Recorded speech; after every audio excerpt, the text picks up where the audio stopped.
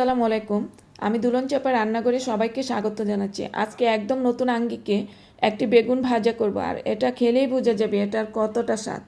এই বেগুন ভাজাটার জন্য লাগবে আমার বড় মোটা সাইজের একটি বেগুন। এটিকে ভালোভাবে ধুয়ে একটু মোটা মোটা সাইজ করে নিব। তারপর মাছ থেকে চাকু দিয়ে ভেতরের অংশটি কেটে আলাদা করে নিব। ভেতরের অংশটি চাকু দিয়ে ছোটো ছোটো টুকরো করে নিব।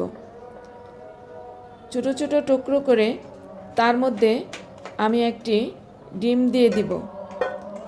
ডিমগুলি দিয়ে তার মধ্যে আমি দিয়ে দিব কাঁচামরিচ কুচি, পেঁয়াজ কুচি, চিলি ফ্লেক্স, হলুদ গুঁড়ো, ধনিয়া গুঁড়ো, মরিচের গুঁড়ো, জিরে গুঁড়ো, স্বাদমতো লবণ, আদা রসুন বাটা ও গোটা কয়েকটি আলু সিদ্ধ করা দিয়ে মেখে স্লাইস করা বেগুনগুলিকে অল্প পরিমাণ লবণ, হলুদ, ধনিয়া, মরিচ গুঁড়ো দিয়ে মেখে কড়াইতে তেল দিয়ে তার মধ্যে স্লাইসগুলিকে দিয়ে উপকরণগুলি ভিতরে দিয়ে অল্প অল্প আঁচে বেগুনগুলিকে আমি ভেজে নিব।